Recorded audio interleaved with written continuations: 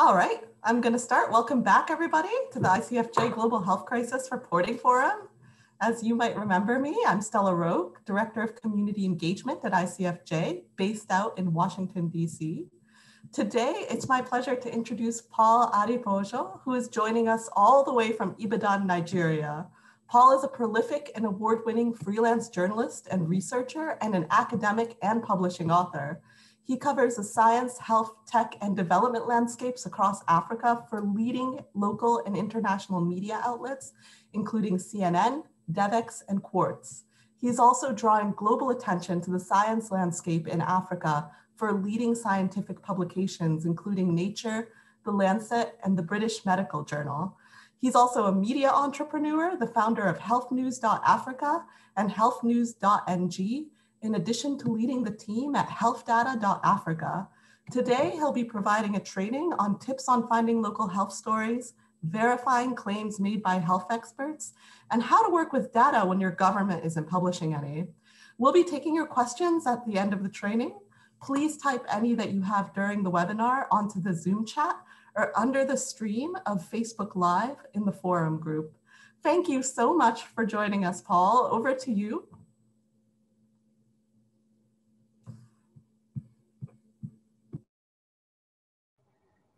Hello, how are you doing?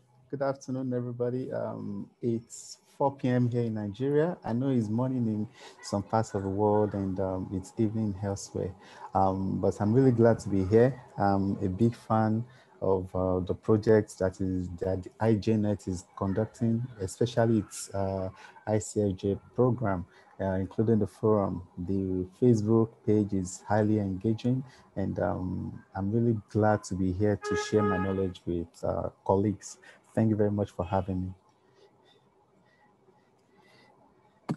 Thank you, Paul. And are you ready to share your presentation with our audience? Oh, yes, I'm ready. Most excellent. I'll see you all later. I'm coming back at the end. So good day, everyone, and thanks for joining me today. And the goal of this webinar is to look at two issues that may appear as if they are in isolation, but they are actually together. And by the way, my name is Paul Adepoju, in case you did not get the pronunciation, how Stella pronounced it. And I have pink eyes, so that's the reason why I have my sunshades on. It's not by default. It's not as if I'm trying to show off. It's just to ensure that I'm not scaring you away. Okay, so like I said, data and verification may look to exist in isolation, but in the truest sense of it, there is actually an overlap. Because if you have a data, if somebody is presenting a data to you and you are not able to ask yourself, how do you handle this data? Is it the true information that you have with you? Then there will actually be a serious problem, and you may have to lead to, you may be misleading your audience. So I'm a freelance journalist, and even though I cover science and health predominantly, I still write on other issues because I generally regard journalism as an all-encompassing field that is not just peculiar to any space or not.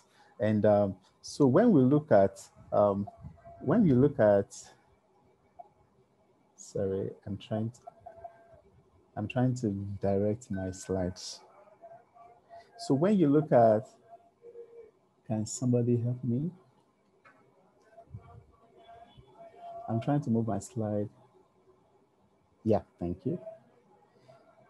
So when we look at health journalism, from my experience in this space, I've come to realize that there is a lot of misconceptions about what health journalism is. And I wouldn't like to bore you with definitions because I know we know how to define these terminologies, but I started realizing that there is a problem when I was part of a training in Senegal and we were asked to start pitching health journalism stories that people would write.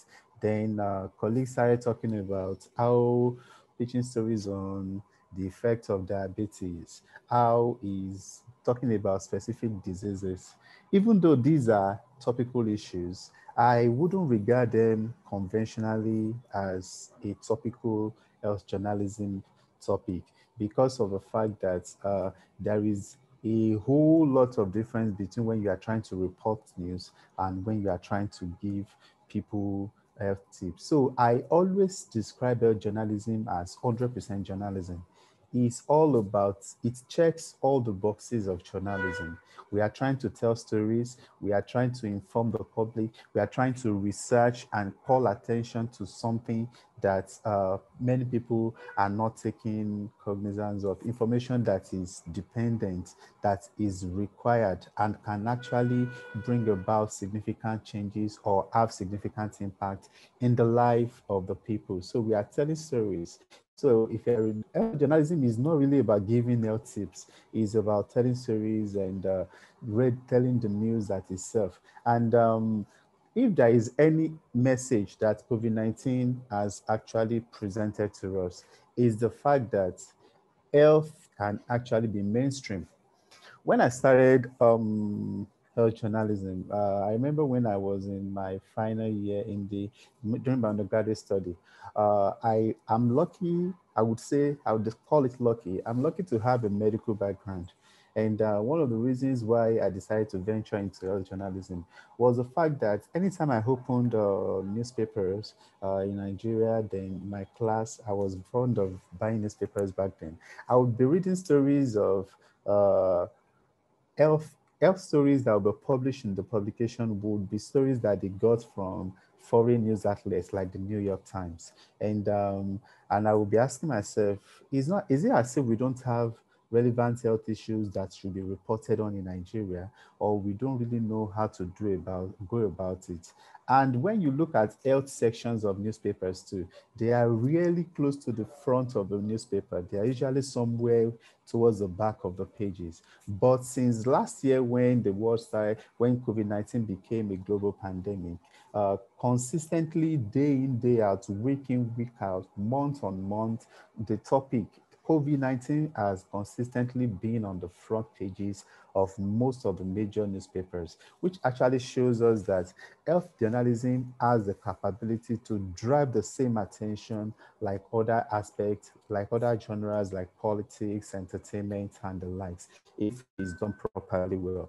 And since the pandemic began, a lot of people have been covering COVID-19 in different cases. And this slide is showing you some of the stories that I've actually written personally myself, ranging from when the first case was reported in Nigeria, which is the Nigeria response to COVID-19. The Nigeria's first case was the first in sub-Saharan Africa. And I've continued to look at it, this pandemic from different angles, both from Africa-wide approach and from a national angle. So if you look at it, my coverage has also shown that COVID-19 is not just we can't just restrict it to just one narrow-handed perspective, like an infectious disease. There are several other components of the pandemic that are really worth reporting on. For instance, there is a technology element. We also have the misinformation element, and we have its effects on other diseases such as tuberculosis, how it's actually affecting it. Then there's also the component of mental health, and of course, the research aspect. These are just some of the aspects that COVID-19 can also be looked at. And why is this important? I've come to realize that many journalists, irrespective of where you are, people see COVID-19 in a very narrow perspective. Some of what am I trying to say? When you want to write, when most of the stories that people write about COVID-19 are like, there are 10,000 new cases or 5,000 new deaths in America. There are this number of cases again. That is the most popular approach to reporting COVID. And this appears to me to be predictable. It also seems to be very, very boring. And when people are, look at, sometimes when I want to pitch a story, or when I'm thinking about how to write a particular story, I usually go from the perspective of the reader. Is that, will a reader be interested in reading this? Is this exciting? Because every now and then, week in, week out, we are talking about 10,000 new cases, 100 new cases. This is also number of people have tested positive. It's always a familiar tone that the reporting has been characterized with, and it has been boring. And many health journalists that are attending this webinar would agree with me that, considering the duration of the pandemic, it might seem to have become very, very boring, or there is no new thing for many journalists to actually report on, because it seems as if we've seen it all after covering it inside out every day for a duration of 1 year. It may look as if there is no fresh angle to this pandemic. And this reason is that we are looking at it from a narrow-minded perspective. So I said COVID-19 doesn't have to be boring. For instance, look at these two major stories that I wrote for Devex. They have, even though they are still on COVID-19, they had nothing really per se. The bulk of the story weren't on the number of cases, but other aspects, non-medical issues that have significant impact on COVID-19. For instance, I examined how politics was getting in the way of Nigeria's COVID-19 response, how individual labs were holding their own results and were unwilling to share with the rest. And I also talked about the elections and COVID-19. So these actually brought fresh view, fresh mindset, fresh approach to the pandemic reportage. Then if you look at right down in the corner, one of the stories that I wrote for the Lancet microbe, I also looked at neglected tropical diseases in the time of COVID-19. And so what I'm trying to say is that we cannot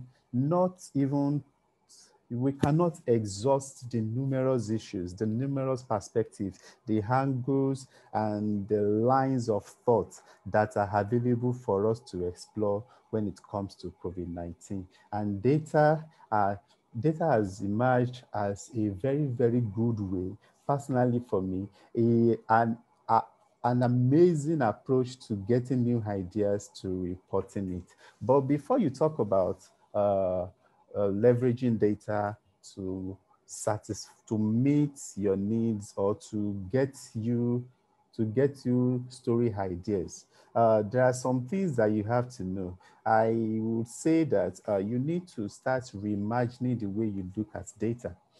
What am I trying to say? When you talk about data, I know people will say that the first thing that comes to your mind is that how many percent of this, how many women, how many children, how many adults, how many pregnant women. That is the highs that many individuals see health data from. But this is way more than this. This is actually a tiny aspect of what health data does for us. Because health data tells a story. It tells a complete story, and it allows you to have everything in a particular overview. You can have an overview of different aspects of a particular issue. And when we are able to do this, when you are able to reimagine data, then you start seeing the difference between how you are getting your story ideas from data and how you are actually leveraging data to uniquely tell your stories. Then you also have to understand that there are some things that what data can tell you and what data cannot tell you. For instance, now, data will not tell you who is to blame, but data can tell you what is wrong. Data cannot tell you which political party is not handling a particular crisis very well. But data can tell you how many number of people are dying over a particular period of time. Data cannot tell you if a particular country can afford the COVID-19 vaccine. But data can tell you the GDP, how the earnings of a particular country has increased over a period of time.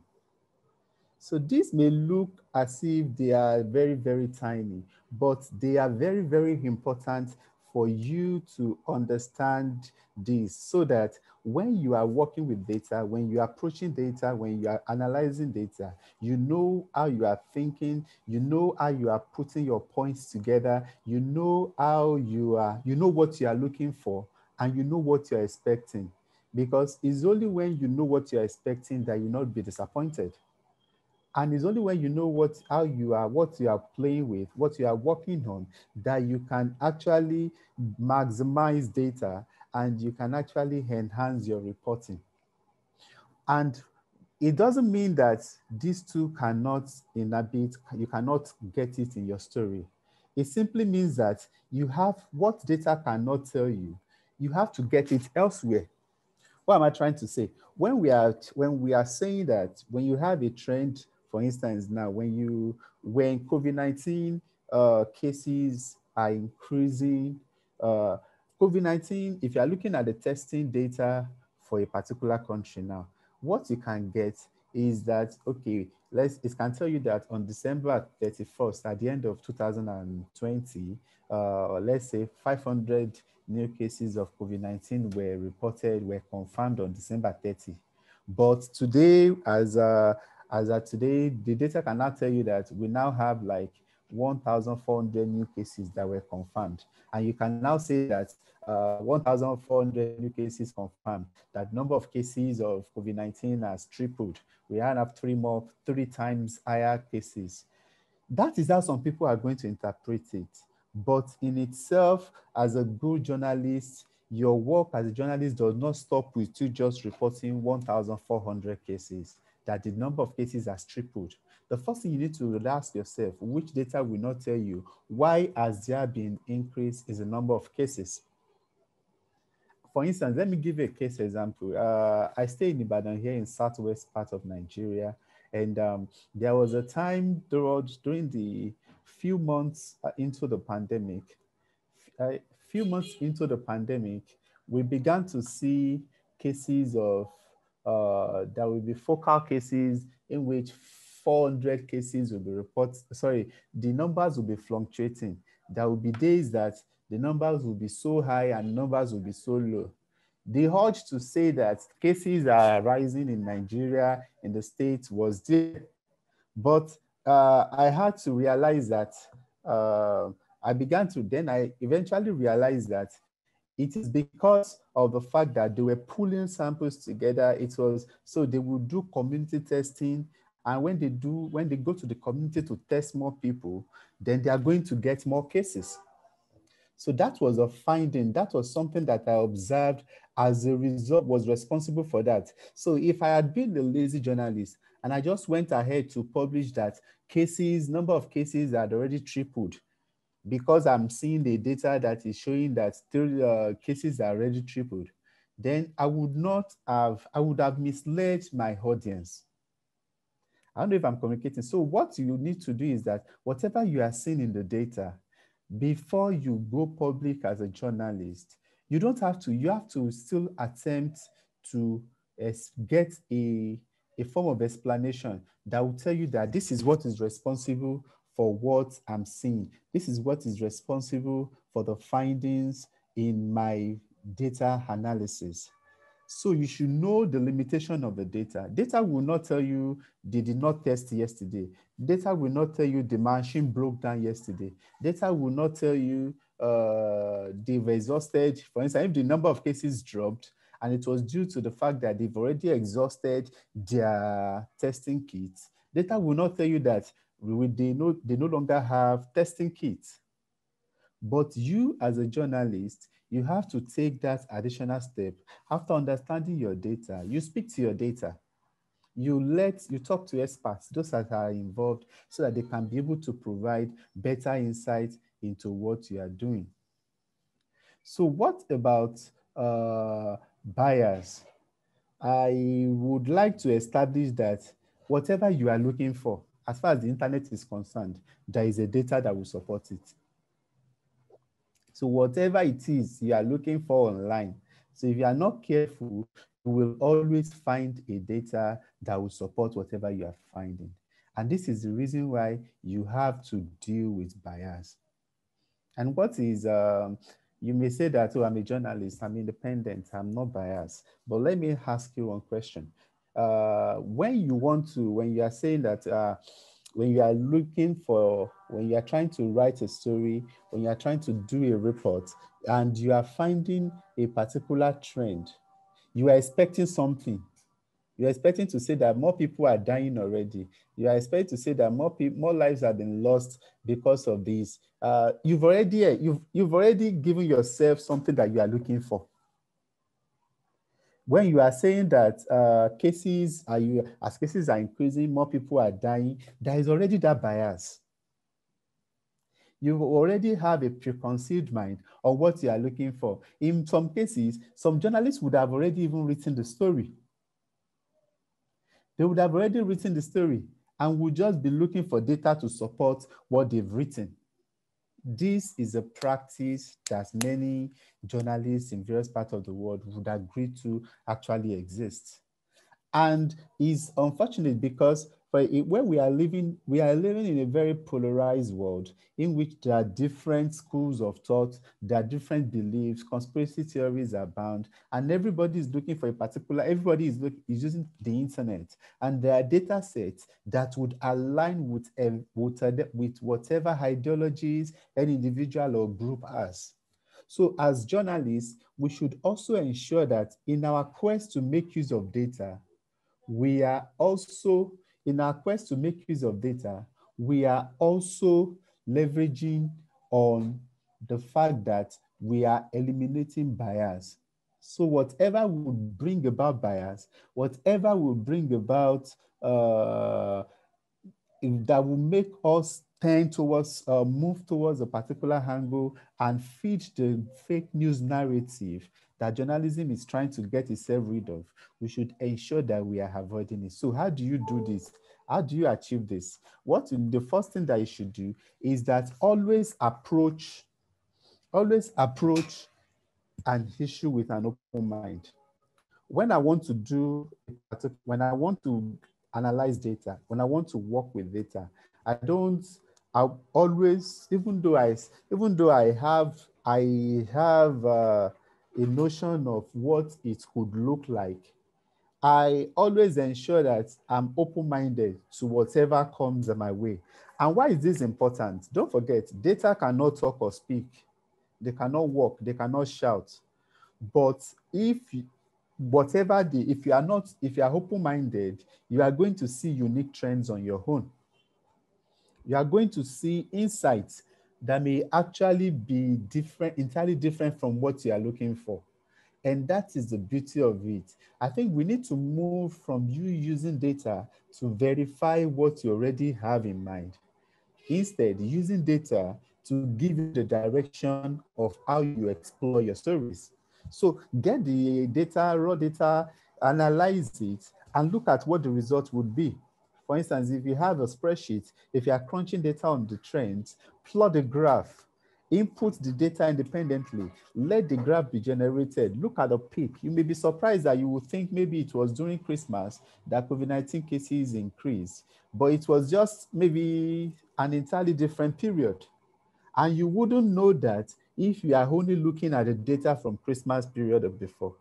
So there is data to support everything. And that is more reason why you need to get rid of bias in whatever you do. So get yourself, your thoughts, your opinions, your mindset out of the system and let data do whatever it wants to do. So, so which takes us to an important aspect, that where is this data? Where is this data? And the first thing, something I want to say is that data is everywhere. You can see data all around you. And COVID-19 has actually been a very, very unique case, because apart from just one or two countries that are intentionally suppressing their COVID-19 data access, almost every country in the world is allowing access to their data.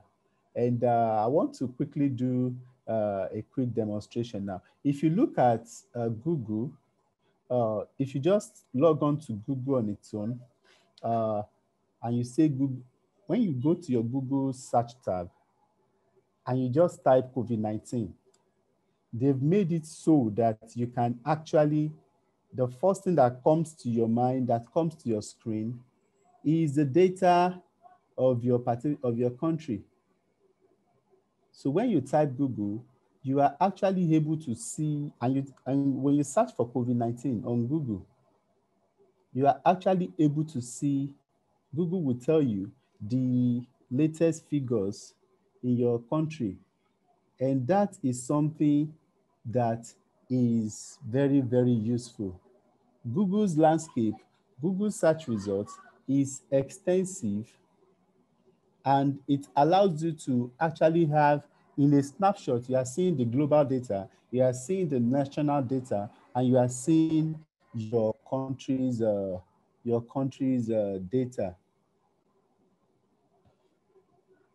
So I'm trying to, so that is what Google tells you from, that is what Google tells you from its interface. So you're able to actually see everything, that every important data that you can see that you need.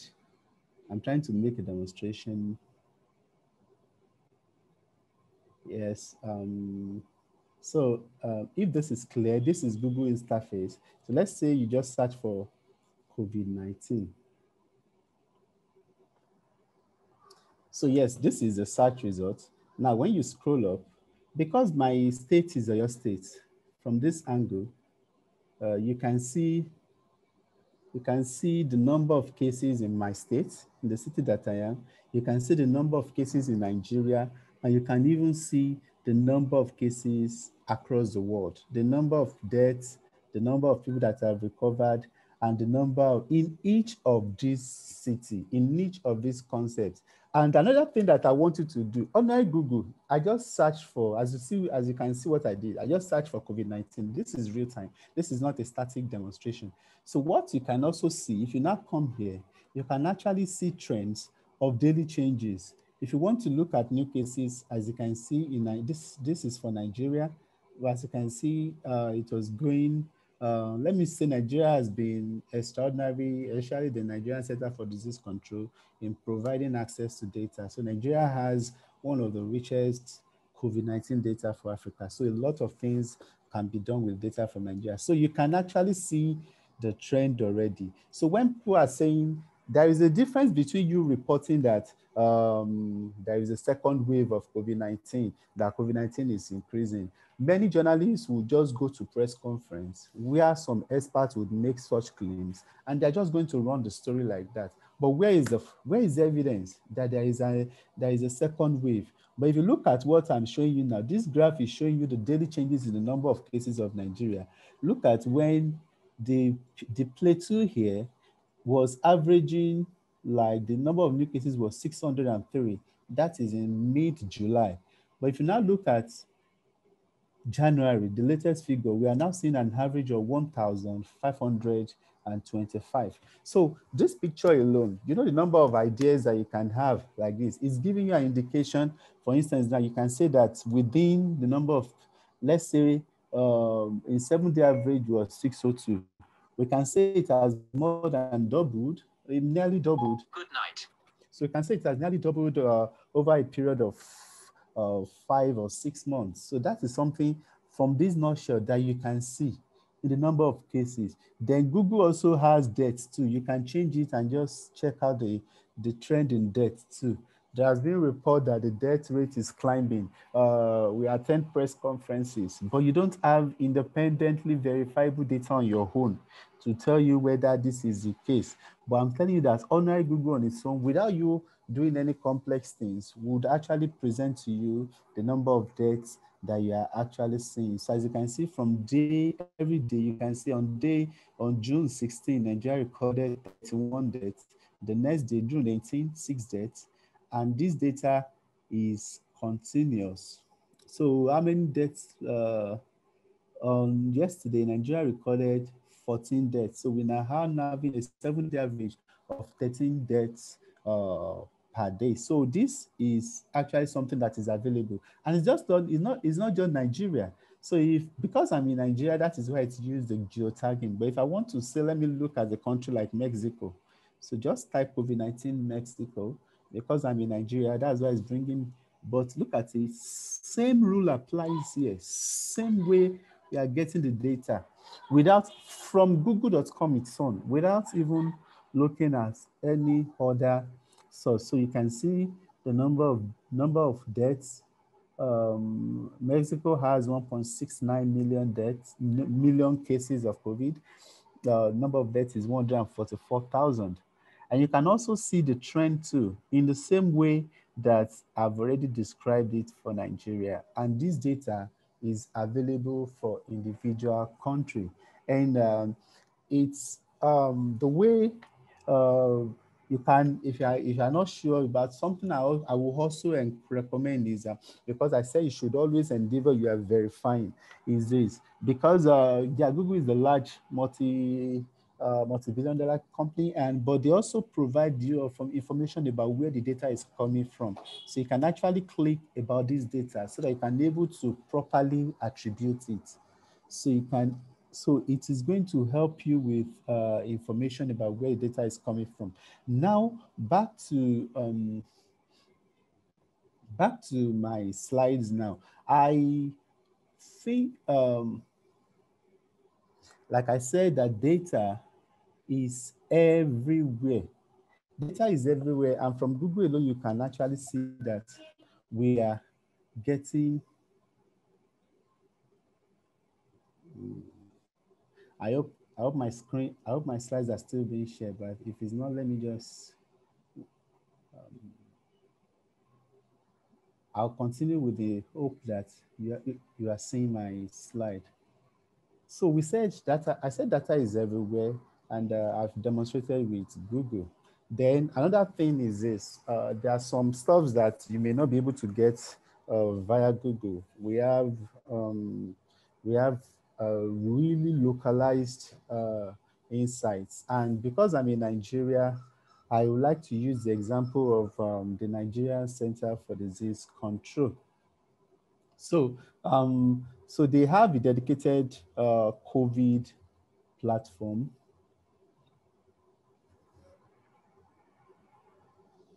And this is the Nigeria's COVID-19 dedicated platform. And this actually shows the trend from one state to another.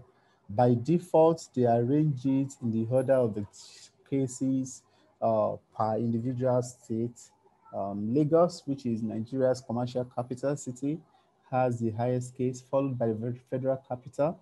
And my state, which I'm currently in, is Oyo State, which means my state has the 5th highest confirmed cases of COVID-19 in Nigeria, which is around 4,800.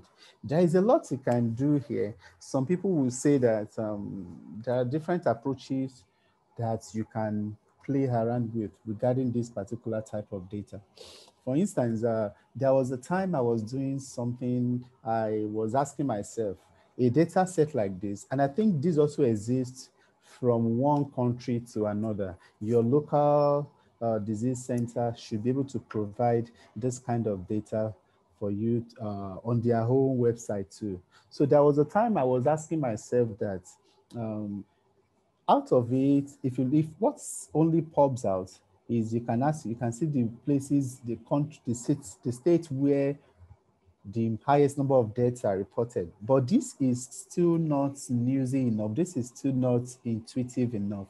So I asked myself a question where I did something some time ago, and I was asking myself, where do you have a better chance of surviving COVID-19 in Nigeria? So these are the ways that I think, by using these examples, I hope I'll be able to inspire you to look at and reimagine how you think about data. So I asked myself, where do you have a better chance of surviving it? And if you want to take the newsy and sensational angle, you can ask yourself, where do you have the more chance of dying of COVID-19 in Nigeria? So that particular metric will not be provided by this, but you need to actually calculate something, which is the number of deaths versus over the number of confirmed cases. In other words, in which case, in which states are more people that are testing positive dying of COVID-19? So that is where you, and is a factor of case fatality ratio. There is a national, there is a global case fatality ratio, there is a national case fatality ratio, and you can also calculate state fatality ratio. And there are some countries that their data is so good that they actually put it on the level of individual streets. You can see those kind of data in those kind of countries. So that is one way that you can use the data. But there was a time I interviewed Nigeria's Center for Disease Control, their chief epidemiologist, and I was asking for a particular data on individual tests that have been conducted.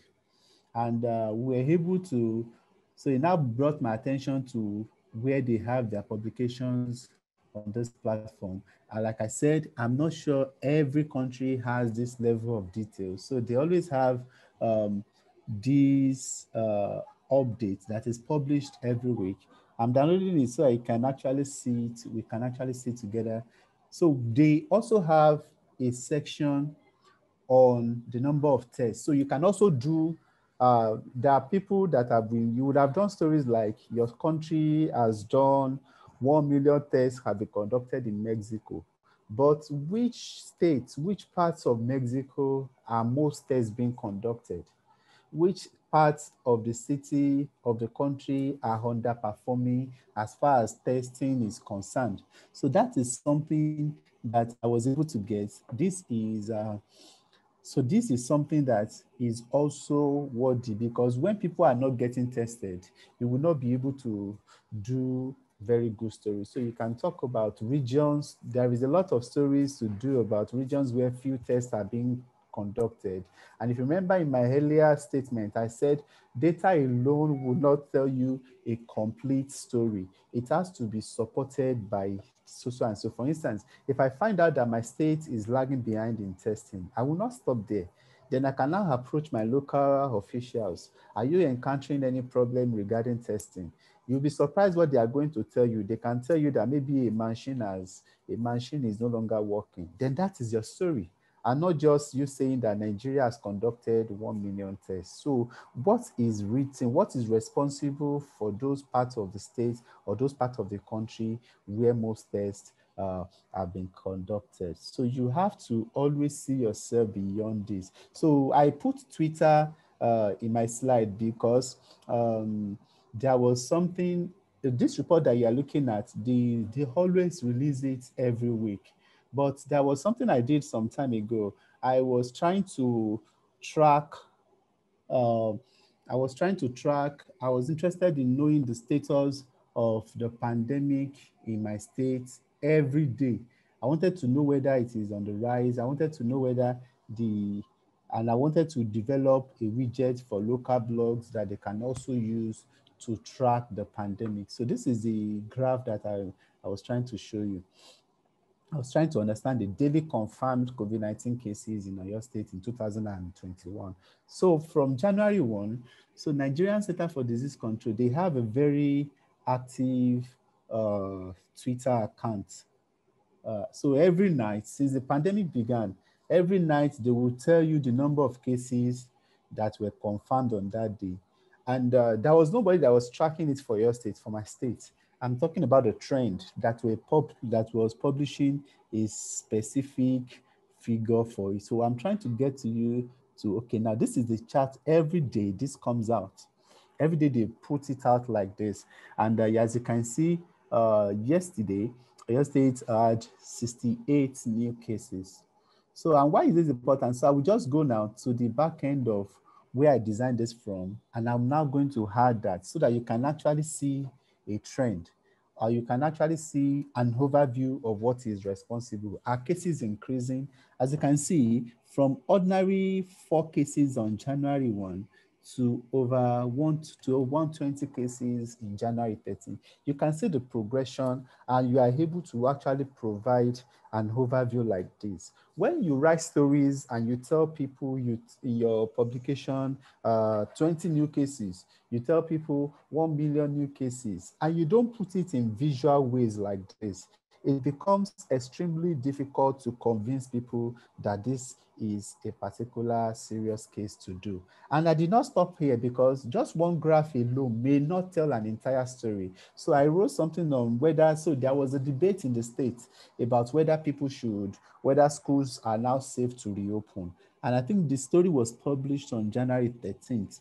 So unfortunately, if you look at January 13th, that story was published, it was the day that the state recorded the highest number of cases since 2021. So that was really, really important. And I'm just trying to show you that data really allows you to present with, you are not throwing yourself in the middle of the story, but you are actually providing a general picture that would allow people to make their own independent choices. I did not manufacture the data. The data was provided by by the government itself, and they are able to actually see whether there is a trend. Then, and not beyond that, you can also talk about active cases. These data are available. You just have to just input them and provide analytics. So we simply means that my state has the fourth highest active cases too. Although if you compare it to the rest of the world, you are also able to understand that the comparison may not be as severe as what you have in your country. But this is what we have in Nigeria. So back to my slide. So you should also be able to have a similar arrangement if those kind of data is available where you are. They are really going to help you a lot in writing very good and informative stories. So as we can see, these are some additional sources that I would always recommend. The WHO itself has its own data bank, which is the covid19.who.int. Is very, very interactive and exciting. Maybe I should actually show you so that you understand. I think I opened it before. Okay, yes, this is the tab. As you can see, this is the interface that it has of the WHO's COVID-19 dashboard. And as you can see, it's real time. If you want a global, if you want it on a daily basis, if you want it on a weekly basis, you can always have a good understanding. That was the time I was tracking this so that I could be abreast of the trend, because initially Africa had the lowest number of confirmed cases, but it now has the second highest. So this is something that you can take a look at too. And I know playing with data, creating infographics may be difficult for many people, but it's not something that I think is too hard, or at least to give your story some live, and to ensure that people are able to interact better, or for you to even get an idea of what you are doing for. Now, for instance, look at these. If you look at this graph, if you look at this ordinary data alone that you are looking at, you can actually be able to, in a nutshell, compare. You can compare the pandemic status in your continent, in your region, with the rest. For instance, now we can still say that over 1 year later, depending on which angle you want to look at the Europe. Is Europe fast catching up with America? Then not just that, then you can, total number of cases, you can also look at the trends. The graphs are there. These are all verified, independent, these are all WHO data. And I don't think there is any bigger authoritative mouthpiece regarding this epidemic other than the WHO. You can look at it. These graphs are really, really important. They can show you where the pandemic is rising, where is achieving table. As you can see here in Africa, this is the graph. It is also peaking. So it is. For instance, in some countries, you can see maybe they are reducing, while in some areas, they can be increasing. So these are insights that you can get by just looking at the data. But like I said, once you've gotten this data, you now ask yourself, attempt to explain what is responsible for this. How can we maximize? How can we explain what we have? What are we doing? What is our country or what is my state doing regarding this particular pandemic? There's also a good platform that I've been using to get a nutshell of the pandemic. It is called NCOV. It is NCOV 29 2019.live. So it's synchronizing every data from across the world on a single platform. You can get tests, number of tests, you can get data on number of hospitalization, number of recoveries, number of admissions, severe cases, all in one interface. And I recommend that you should also check it out. It's a very, very, as you can see, it's rich. It contains data from every country of the world. So it is rich, it is informative. You can, something I love playing around it is this. If you want to know cases per million, for instance, while America has like the biggest case in in Africa too, we have countries like, in Africa, we have countries like South Africa that has the highest case. But a very, very important index is the cases per million. For instance, how many people out of 1 million in each country is able, that metric is able to put the entire, all the countries of the world on the same pedestal. So you're able to see this.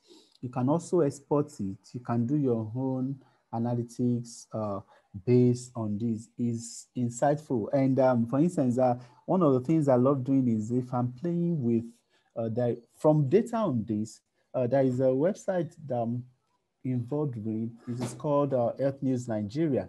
So I was able to design an infographic that is active, that you can actually have a trend, have a picture of what is happening in many African countries. So when you have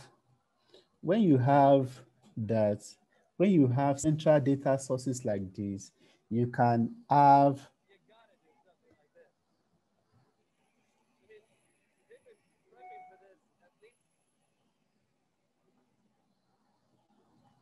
So when you have, so yes, I also have that particular kind of data also allowed me to do infographics like this, like the number of COVID-19 tests carried out by states. Nigeria has 36 states. So as you can see, wherever you are, you will be interested in information like Nigeria has carried out 2 million COVID-19 tests. But for Nigerians, you will understand that it's not everywhere that these tests are not equally or evenly distributed. The states that are doing most of the testing, Lagos is doing most of the testing, followed by Abuja, which is the federal capital. Then a third state is called Port Harcourt. So these are the 3 states that are doing most of the tests.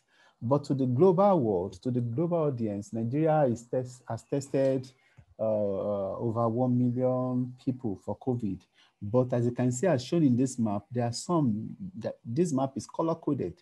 There are some that are not doing enough testing. So as journalists, you can talk about somebody, if you're in a place like that has tested like just 6,000 people out of his millions. If you're if you're a Nigerian journalist, you can start exploring issues like this. You can start asking questions that why is it that this state is testing fewer than these people or than other states? And is the COVID-19 data from this state a true reflection of the pandemic status in the state? So these are the issues that I think we should be giving much attention to.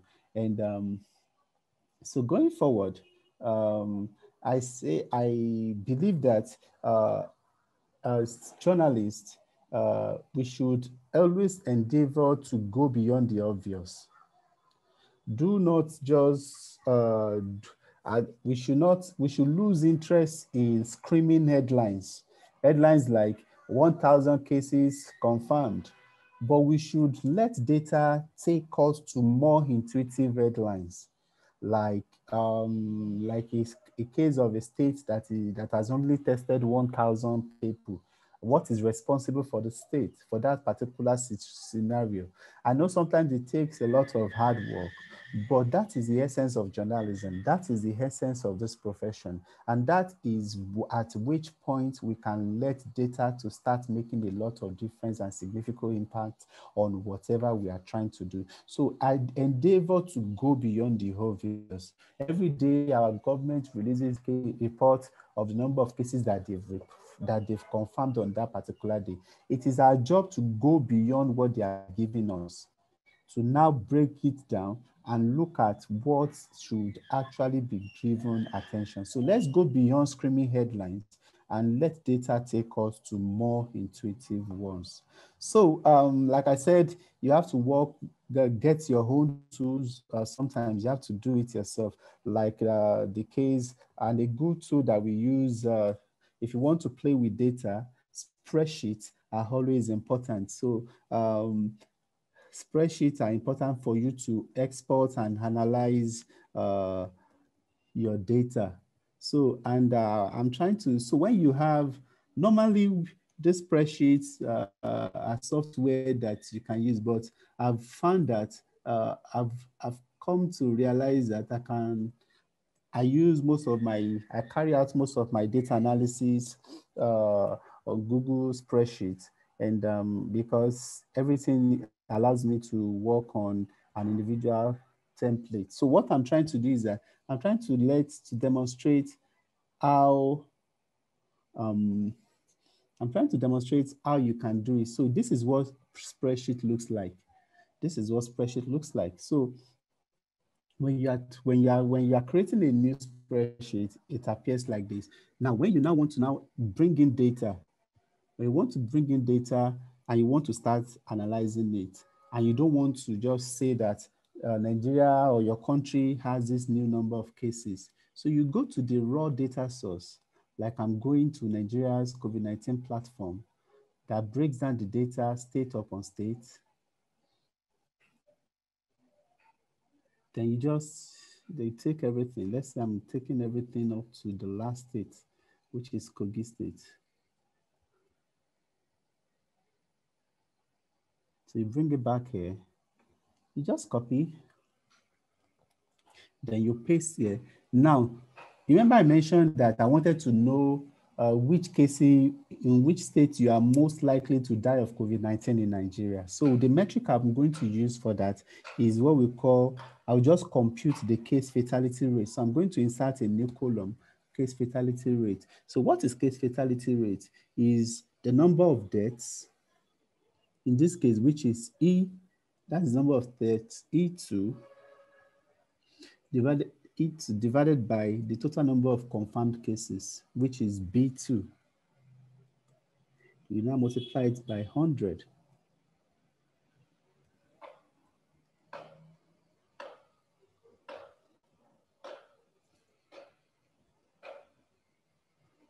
As you can see, automatically it computes for, you can just, once I drag it down, the metric, the figures for others will just come in. But this is not everything. This is not, we've not gotten to where we are going to yet. So I can just reduce it to one decimal place. Now I can now sort it to get the case, the countries, the cities where you are most likely to die of COVID-19 in Nigeria. To this, for instance, look at a state like Kogi State. The CFR is 40%. It simply means that in this state, 4 out of 10 patients that test positive of COVID-19 will die. Now I can stop at that level and be like, okay, that's my story. This is abnormally high. So what do you do? But then you look at it again. The state only has 5 positive cases. How possible is it that it only has 5 positive cases, out of which 42 people died? The other thing is this, the second one has, the closest one is also like 7%. So that is the second highest. So if I want to now do a particular story, so my top 10 stories, 10 states where you are most likely to die of COVID-19 in Nigeria would be this. You just drag it up to this level. Then that is the story, but you have to make some explanations. For instance, now as a journalist, I'll be curious to know what is happening here. And that could actually lead me to a wide number of exclusive stories. And talking of infographics, you can also insert, you can simply actually generate a graph here. As you can see, as I just quickly generated it, it's something that you can actually use in my story already. And I know it may look as if I'm too fast, but I'm just trying to tell you and expose you to the possibilities to what you can do with data. So, and a good example is the spreadsheet that I just showed you. So you have to do many things yourself these days, because I think as a journalist, you are the one that you know what you are looking for. I know in some studio, in some newsrooms, we have a data section, but I'm a freelancer, so I'm used to doing all of these things on my own. So, but there is an issue now. When there is no data, what do you do? For instance, let me quickly give you a quick background. There are two countries in Africa, Tanzania and Madagascar. They've not been submitting data to WHO for their COVID-19 data. So now, so what do you do? So to provide evidence that, so we go to Google. Let me show you evidence to support that. So you will not know, you will not think I'm making this up. So Madagascar COVID-19. So when you look at it, you will see that there is, you may say that there is data, but in the true sense, just look at the section at this. Okay, the information that is moving, just be looking at the new cases section. You'll see that, okay, new cases stopped on around October. The last time they recorded new cases was in October 13. Since then, no new case has been reported. So what I'm just trying to say is that there are cases like this, countries like this, during which there is no data for us to share, that they are not sharing new data. Is it that now there are two ways to it? Remember, I said you should always approach it with an open mind. Never assume. Because on one hand, we can say that maybe the COVID-19 pandemic is over in that particular country, but you should also be able to look at it from another angle. And this is the reason why it's always good for us to have effective dialogue with experts on the field, because we are not the scientists. We are not the ones that are producing this data. So one of the things that you can do is sometimes for you to use data from elsewhere, from other things that have absolutely nothing to do with COVID-19 at all, to infer what could be the true state of the pandemic. What am I trying to say? Okay, there is a particular tool that Google has. It is called the Google Mobility Report.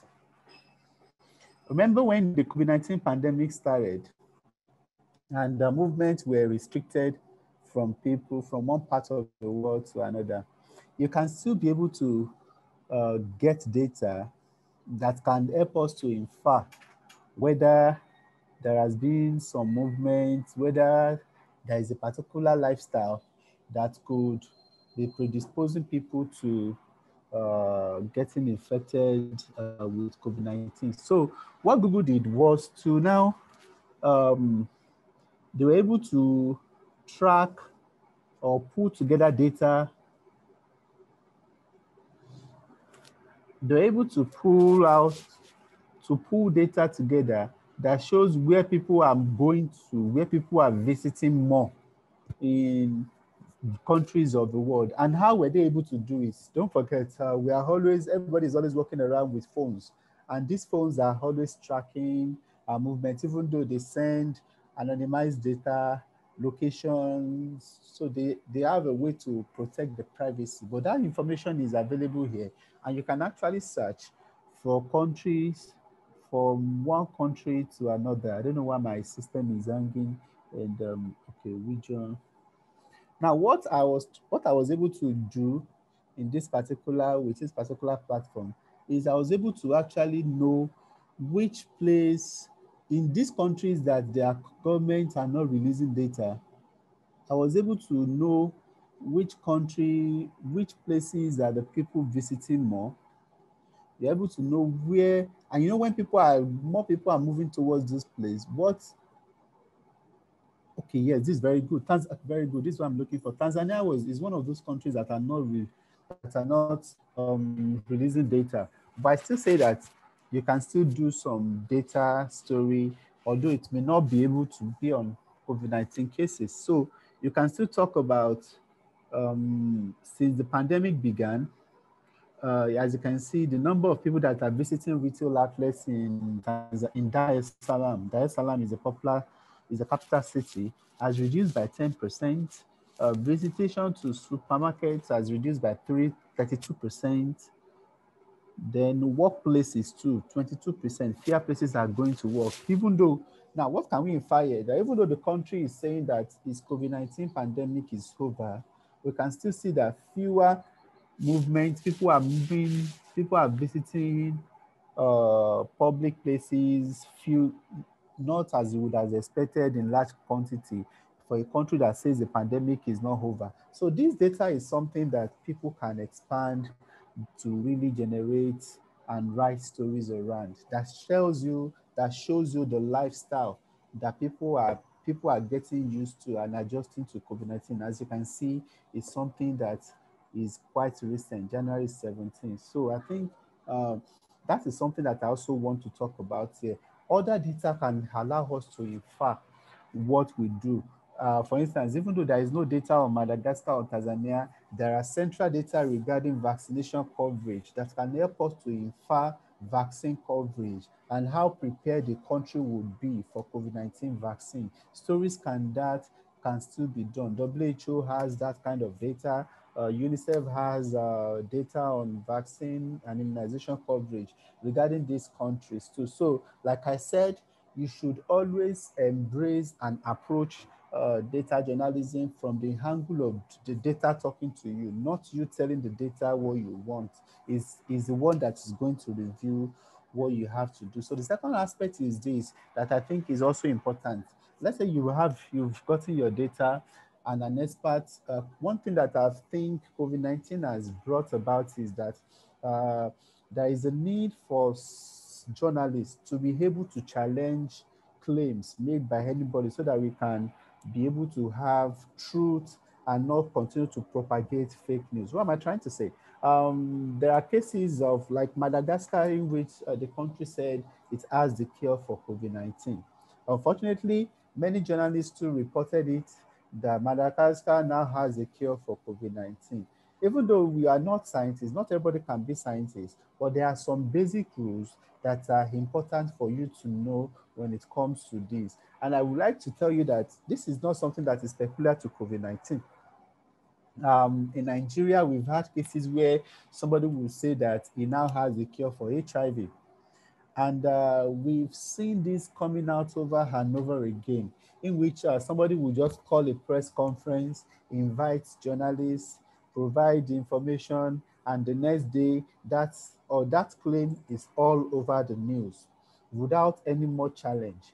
I think it has gotten to the fact that we need to, you as a journalist, because somebody is wearing a lab coat and is telling you confidently that this claim is true, doesn't mean that we should take it, look, line, and sinker.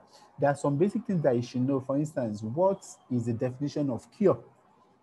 And who declares that something is a cure? It is not an individual that is going to declare that this substance is a cure.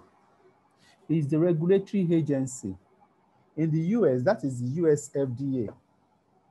And they always, and there is a line, there is a process that is involved before a substance to go from being a drug candidate to a cure. So it's not the researcher that is going to call a press conference and start saying that I have a cure, and you as a journalist, you will now take notes too. In the next morning, you are typing it, this so and so person now has a cure. Have you proven it? Our job is not to go into the lab and start testing substances out. Our job is to ask the right questions. Our job is to ensure that we uphold the tenets of science, the basics of common sense, and so that nobody will be able to make any claims, invite us, and be expecting that whatever he or she has said is making it to the newspaper. So you as a person, you should know the basic rules of science, know what clinical trials are, what happens. For instance, if I want to claim that, let me see if I have a sachet. If I want to tell you that this drug that I have in my hand will cure you of COVID-19, you should know how this is expected to go. The questions now you start asking is that, have you done clinical trial? What are the reports? What are the findings of, where did you do your clinical trial? How many people did you recruit for the clinical trial? Where was the clinical trial conducted? What were the findings of the clinical trial? What went wrong during the clinical trial? Was it safe? How did you determine that this is effective? What is the efficiency? How many people that got the drug eventually had the disease? How many people have been totally cured? So these are the ways that anybody can make a claim today. But these are the boxes that such claims must check. And this is really, really important. For instance, today, earlier today at a WHO press conference, I think it was Africa CDC press conference, that we were made to realize that even though we've had lots of claims about herbal products, and many individuals claiming that they have herbal products that can cure COVID, that none of these has been presented for clinical trials. None of them has been presented for valid clinical trials endorsed and supervised by independent international health organizations, regional health organizations on the continent. But unfortunately, our newspapers are awash with publications of these particular claims. So if somebody is telling you, I'm not saying that you have to understand and be arguing over the principle, the mechanism of action of that particular substance. No. But basic questions that you need to ask is that, how did you come up with this product? Where has it been tested? Where is the independent report of the scientific, of the testing, clinical trial in which this substance has been tested? And what are the regulatory agencies saying? Most of these claims do not go to the regulatory agencies. So you ask, why are you not approaching the regulatory agency? So that is your story. The person may come to you with reports of you, I want to get this story into your news outlet, but it ends up about you telling us what this person is thinking for avoiding the due process. That's a story on its own. And I think these stories deserve to be told. And we as journalists should be on top of the situation and not just choose to ignore or accept whatever people present to us with. So you need to research the expert too. If somebody says he has a cure for HIV, you have to ask yourself, what have you done on HIV before? And there are several tools to do that today. One of them is called Google Scholar. Let me show you. When you go to scholar.google.com, it's like a research section of Google search results. So my name is Paul Adepoju. So I'm a scientist. So I have a science background. I practice, I conduct research. So if I search for Paul, this is my name, Paul Adepoju. As you can see, user profiles for Paul Adepoju, you can see this is the one that is me. So once you search for that person's name that is making those claims, you will see the publications that that person's name has been connected with. As you can see, this is my name. This is a story I did for Lancet in 2019. This one is for Lancet HIV in 2020. This one is for Nature in 2020. So this is how you research individuals. Then from this, you can actually see the institutional affiliation. that the person has said, how many people have cited them. But when you search for that person's name and there is no results, no search results, nobody has cited him, the person has not published anything in that area before, then you can now you can begin to have doubts regarding the validity of that person's claim. So that's something that I always recommend. Search the expert, research the expert. It's not just Google Scholar that exists. There is also another tool that is called ResearchGate. It is also serving a similar purpose. So please and please, always endeavor that you are able to do, you may not be able to do everything, but always endeavor to do your best so that you are not talking about medicine. You are not asking a carpenter about medicine. You are not talking about surgery to a tailor. A car mechanic is not telling you about how to do neurosurgery. So these checks are always, always important. And thanks to the internet, they've become much more easier to do. So ask the basic questions. And you don't have to be bombarded, you don't have to be overwhelmed with the big languages, with the big scientific words. You just ask basic questions about these claims. How does it work? How did you develop this? What is the research community saying about your finding? Why is yours not in a scientific journal? Which journal has published your finding? So these are the ways that I think we can go a long way to confirm this. So another thing I always do is that you confirm from other sources too. Sometimes when I read stories about a particular claim, even when you are in doubt and you want to pick up a story, the story looks tempting, it looks exciting, it looks promising. Another approach you can do is to talk about asking other researchers in that field about their opinion about what you are reading, about what you are trying to report on. Does this make sense? But now you are presenting that findings to another expert in the field, a reputable expert in the field, and you are asking for their opinion on that particular issue. That way, you enrich the quality of your work.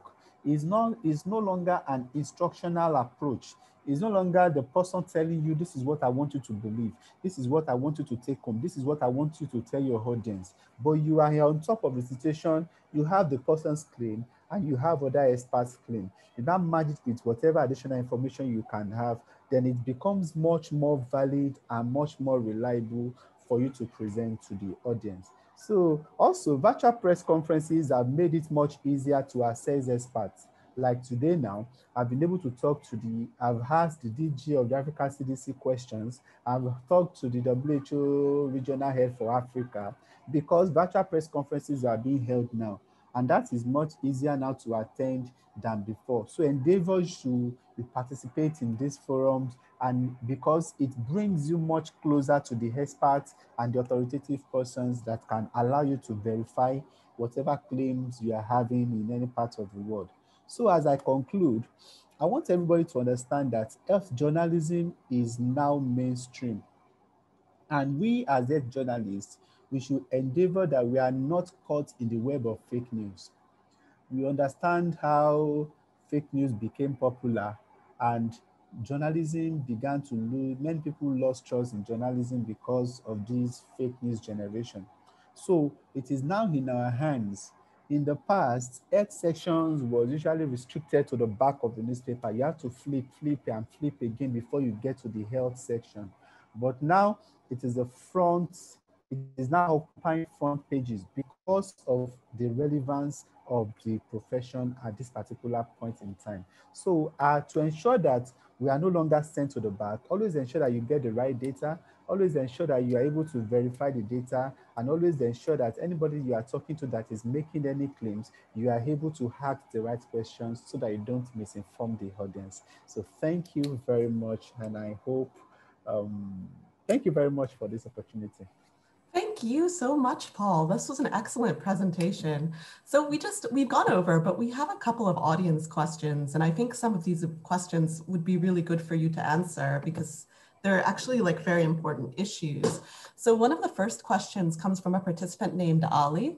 He writes, a lot of information and expert claims about alternative medicine for coronavirus symptoms are circulating on social media. And also our audience of live health shows request to invite experts of alternative medicine in these shows, and very often they suggest traditional medicines for relief of coronavirus symptoms. How should a journalist deal with these claims, or even start to verify these claims, like from health institutions such as the WHO, like if these claims aren't available, like on the WHO website? And I think that like refers to like traditional medicine, plants, and things of the kind. How would you deal with these claims and, you know, local health shows kind of putting up these experts who are traditional herbalists?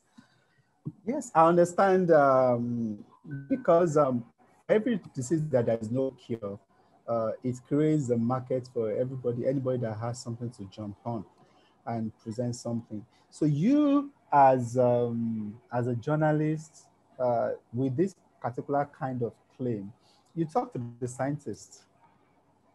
You have to talk to the scientists. You have to talk to the experts. You have to ask questions about this. Then those questions that I ask, you have to invite the person that is making the claim that, oh, yeah, what is this thing used for? How did you know that it works for that thing?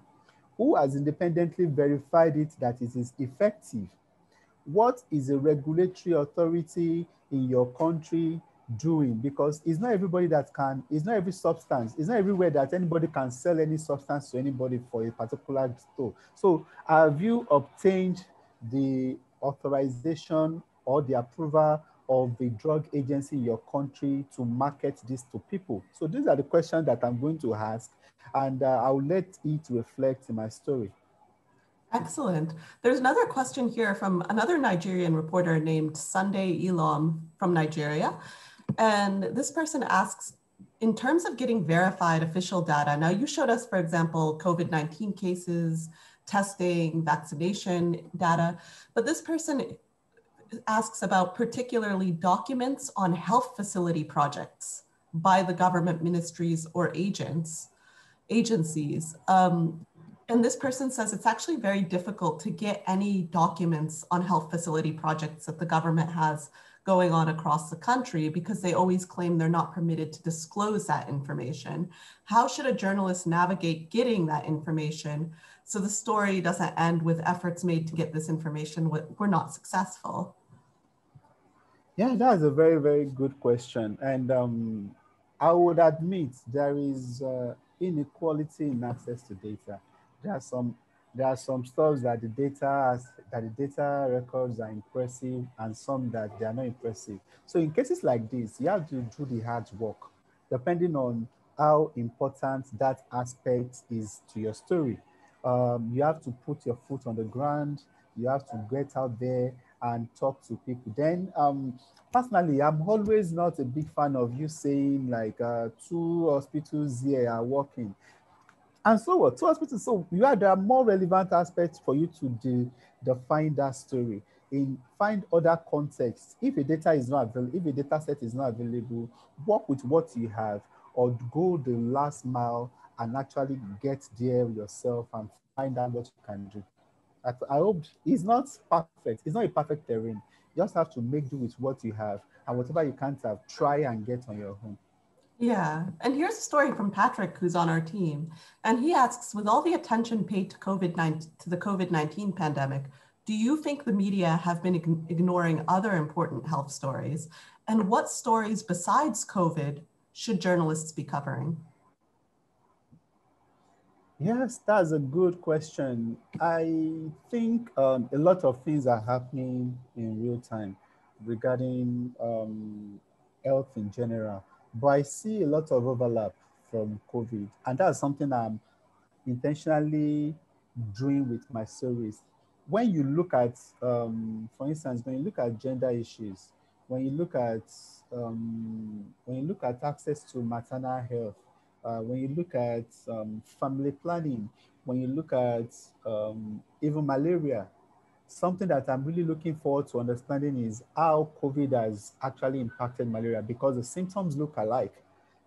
The symptoms look alike a lot, and many people are not going for treatment there. So you still have to weight on these things. But a good way for you to keep track of all of these things are the global reports. For instance, every year for HIV, there is a global UNAIDS release a global report for HIV.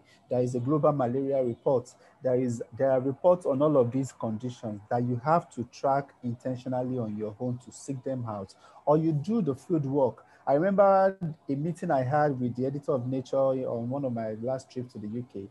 We had a coffee, and the major advice he gave me, which I would like to give to every journalist, is always take meetings. Don't just go to scientists or people on the field because you are looking for stories.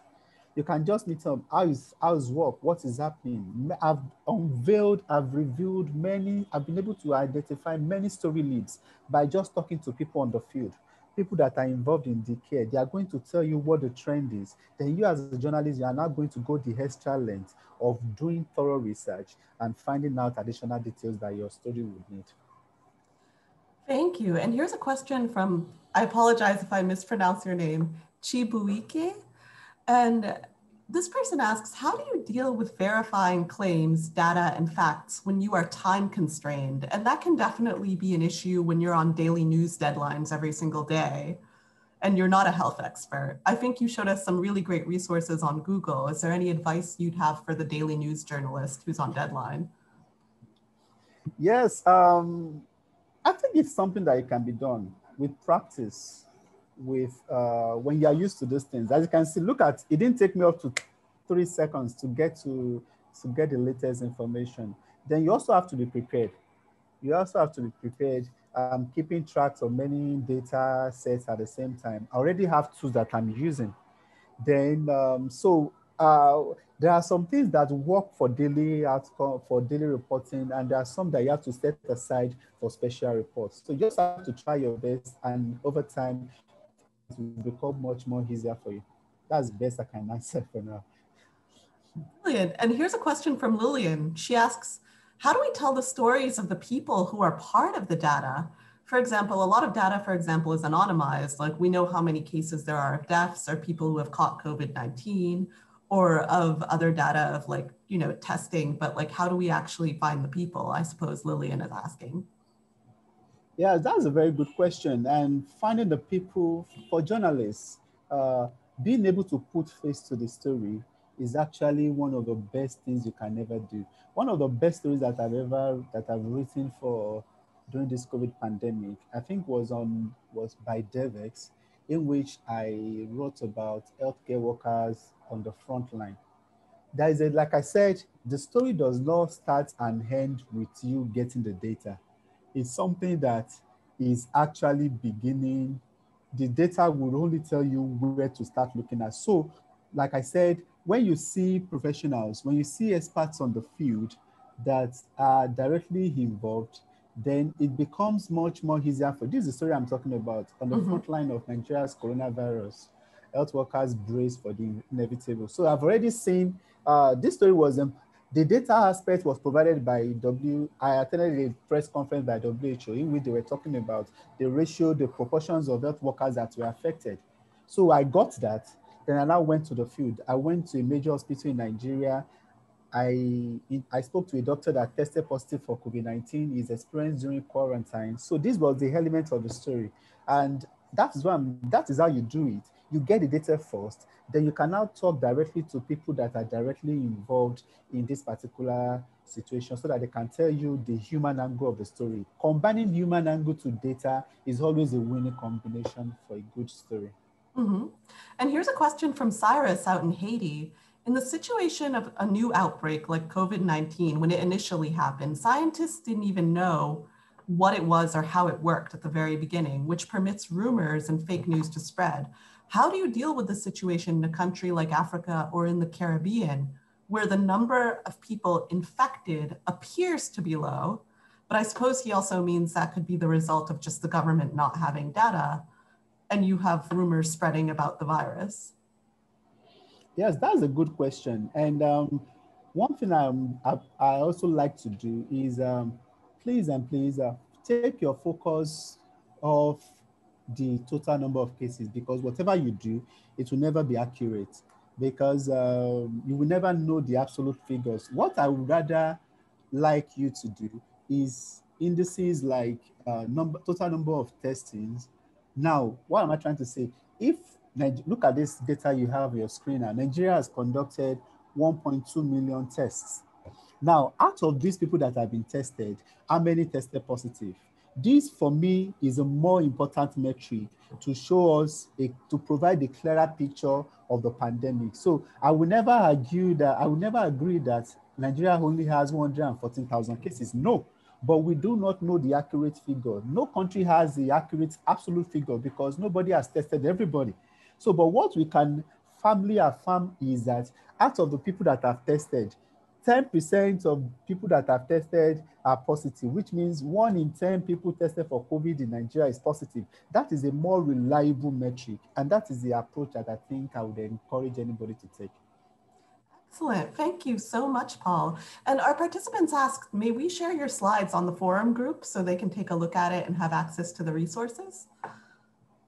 Yeah, no problem. I will mail it to you. And most excellent.